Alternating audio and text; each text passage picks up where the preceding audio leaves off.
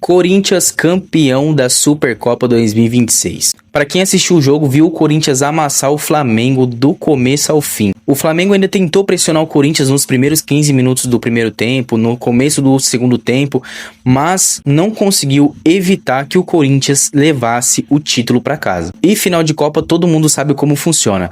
Quem quer mais, quem deseja mais, quem tem mais vontade, mais raça, mais determinação, acaba levando. E como uma boa final de Supercopa com dois times gigantescos, teve gol anulado, teve lance polêmico, teve gol perdido, teve Paquetá fazendo reestreia pelo time do Flamengo, inclusive perdendo um gol que poderia ter mudado talvez ali a trajetória do jogo.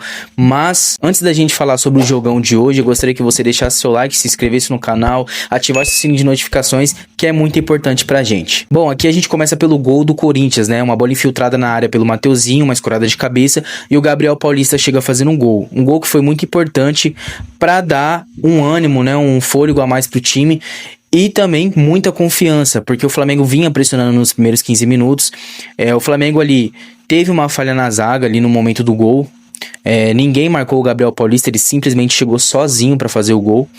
E aqui foi onde começou tudo, né? O Corinthians ainda estava sendo pressionado pelo Flamengo, mas vinha jogando bem, normal, vinha anulando todas as tentativas do Flamengo de poder fazer o gol. Lógico que depois do primeiro gol, o Corinthians ficou confiante, como eu falei, o gol trouxe confiança pro time, só que o Memphis Depay acabou perdendo essa chance do Corinthians, que o Corinthians poderia ter ampliado o placar e poderia ter ficado muito mais confortável no jogo. Isso é fato.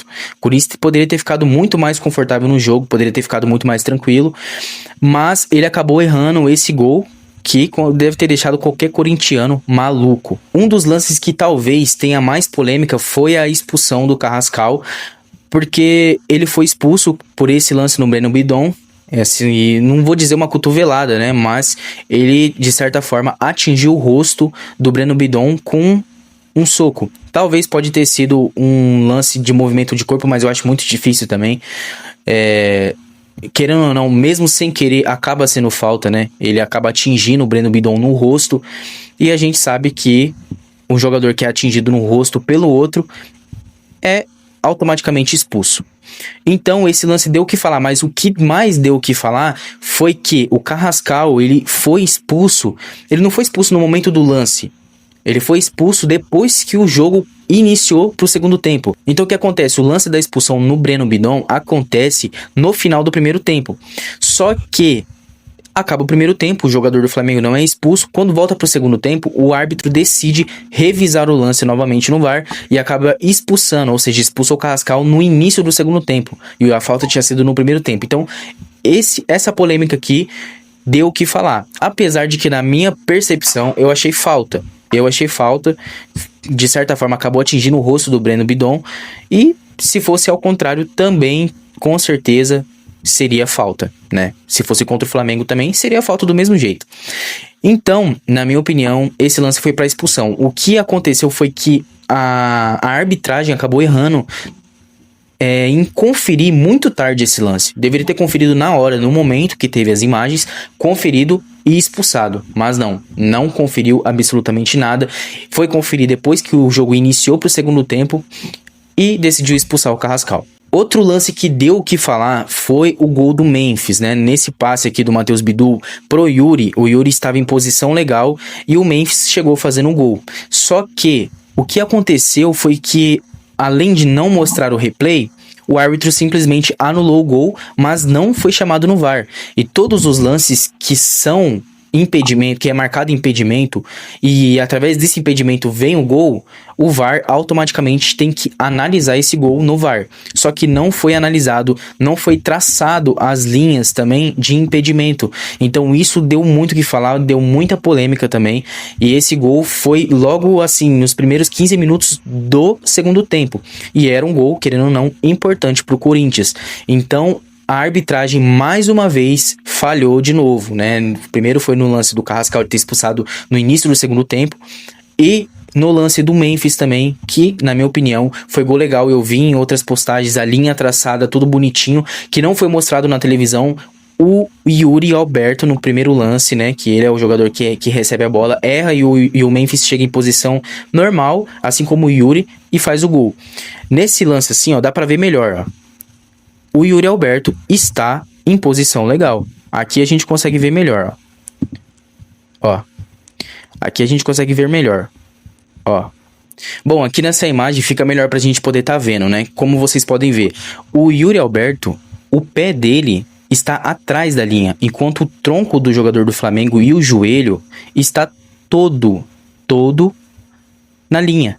Então, esse lance aqui tá sendo muito discutido, mesmo que o Corinthians tenha sido campeão, esse lance é discutível, por quê? Porque o jogo acabou 2-0, mas se esse gol aqui é anulado, no momento desse gol aqui, o jogo tava 1-0 pro Corinthians. Se o Corinthians faz 2-0, o jogo muda completamente. Porque se o árbitro não anula esse gol aqui, iria trazer mais confiança ainda pro time do Corinthians, poder ganhar o jogo de uma forma bem mais convicta, bem mais tranquila. Então assim, simplesmente não traçaram a linha do VAR. E o árbitro nem foi chamado para revisar o lance. Então é isso que tá dando muito o que falar mesmo. O terceiro lance mais polêmico também do jogo foi esse gol perdido pelo Lucas Paquetá. O Paquetá, ele reestreou na verdade pelo Flamengo hoje, e o Flamengo pagou 200 milhões de reais na contratação do Paquetá. E ele reestreou em uma final de Supercopa.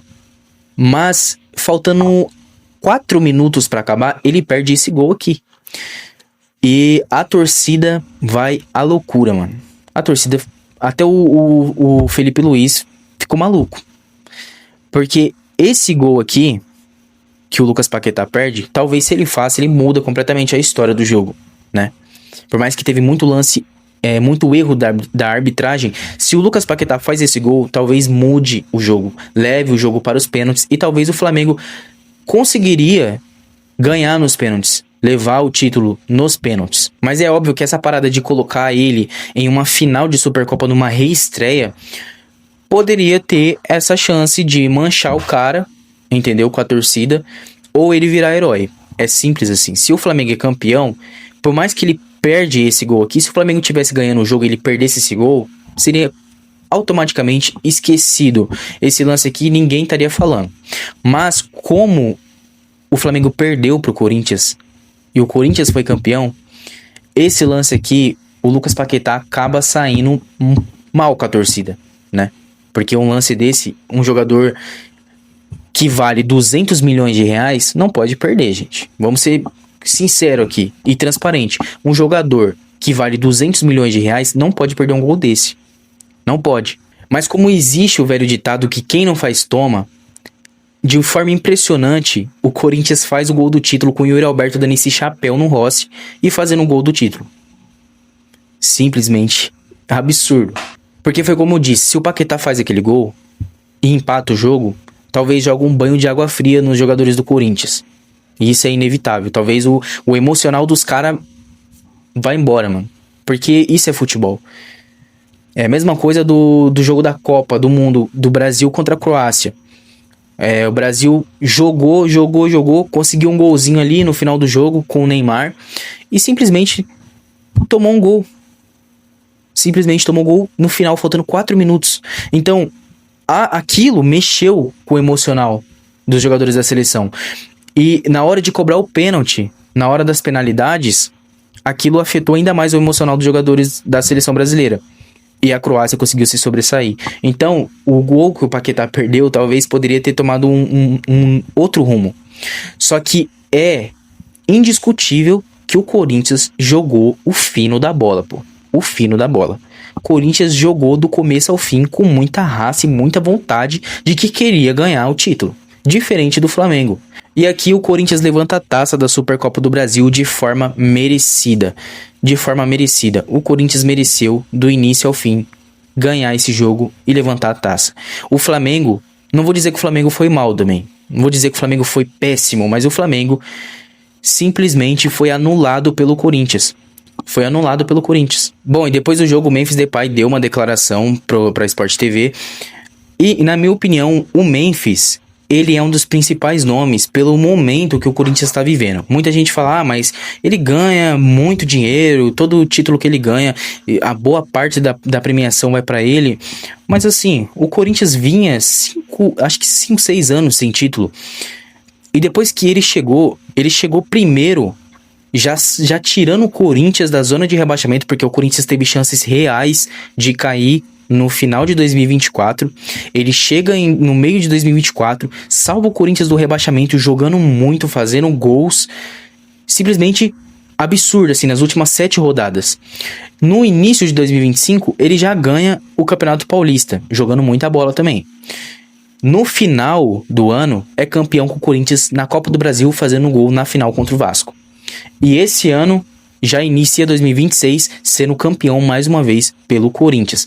Tem quem fale, tem quem diga que ele é um jogador muito gastão, que às vezes não vale a pena o investimento. Na minha opinião, para um clube que estava sem ganhar título há anos, já tinha 6 anos, meia década praticamente, meia década na verdade, vale o investimento. Vale o investimento. Qual é o sentimento do título de hoje, o ambiente de hoje aqui para você? Para mim, mesma coisa do outro título, sabe? Porque muita satisfação, mas muitos problemas no clube. E ganhar vitória contra o Flamengo, muita pressão e torcedores, I don't know how to say it, travel muitas horas para olhar o jogo. It's for me, para mim, muito sentimental, muito importante para o clube e it shows resistance, porque o clube é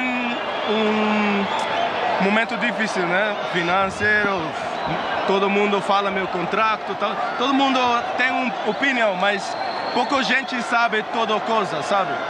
E para mim, eu sempre trabalho, foco, e por isso eu gosto muito do time, porque juntos, we are together. É uma declaração que traz um pouco de polêmica, querendo ou não, dá pra entender o que o Memphis tá falando ali. Tá falando até bem brasileiro, porque ele tá 1 ano e meio no Brasil, se eu não me engano, é isso mesmo, 1 ano e meio. E tá falando bem, tá desenrolando.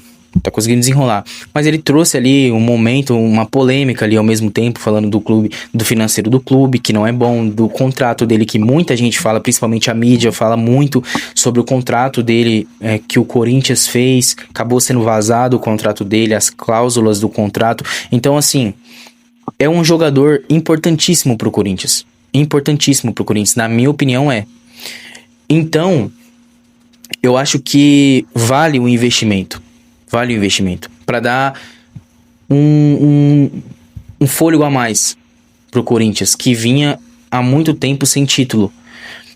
Não sei se o Corinthians vai renovar, se vai renovar com as mesmas condições. Talvez poderia rever melhor as condições do contrato, da cláusula, né? Que o clube também não pode ficar também da forma que está. O Corinthians também tá com uma dívida bilionária. Ninguém pode esconder isso, mas o que importa é que voltou a ganhar títulos, né? Além da declaração do Depay, também teve a declaração do Yuri Alberto também, que, sabe, né? Desde que o Yuri chegou no Corinthians, ele é muito criticado. Vive momentos bons, é inegável também que ele perde muitos gols, realmente ele perde gols, mas é um cara ali que resolve também. Fez gol na final do Paulista, fez gol... deu assistência na final da Copa do Brasil, fez gol hoje na final da Supercopa. Então é um cara que é muito importante, né? Se tornou o maior artilheiro da Neoquímica Arena também. Então é um cara que se tornou muito importante pro Corinthians, uma peça fundamental pro Corinthians. Por mais que tem muita gente que critica, que fala e tal, eu acho o Yuri um bom jogador. Que honra sempre, cara, é incrível, velho. Deus é bom demais comigo, irmão. Ai, poder estar marcando numa final novamente, poder ser tricampeão com a camisa do Corinthians, isso ninguém vai tirar de mim. Pode falar o que quiser de mim, só que eu trabalho, eu luto pra caramba com essa camisa aqui, pra dar o melhor pra vocês merecem demais. Bora! É inegável, mano, que o Yuri corre muito, né, nesse time do Corinthians aí. Por mais que às vezes ele erra muitos gols bestas, muitos gols bobos, gols fáceis até, ele acaba errando, mas ele acaba sendo um jogador importante e um jogador muito aguerrido, mano. Ele se entrega em campo, tá ligado? E é isso que a gente vê muito nos jogos do Corinthians. Então, eu acho que o Corinthians, além dos problemas, além da dificuldade, o Corinthians conseguiu ter um elenco, um time que a gente vê nitidamente que se conecta com a torcida, que se conecta entre eles, que é um time entrosado, que é um time que tem um vestiário bom. Isso é muito importante pro clube, muito importante pro time. E isso faz qualquer time ganhar título. Quando se conecta com a torcida, quando o elenco é entrosado, quando o vestiário é leve, por mais que os problemas internos sejam, os caras não tá deixando isso afetar o futebol dentro de campo. E aí, rapaziada, o que vocês acharam do jogo de hoje? Deixa aí nos comentários qual lance que vocês acharam mais polêmico no jogo de hoje, quem você torceu também. E é isso, espero que vocês tenham gostado do vídeo. Se inscreva no canal, ative o sininho de notificações, deixa o like. Tamo junto e até o próximo vídeo.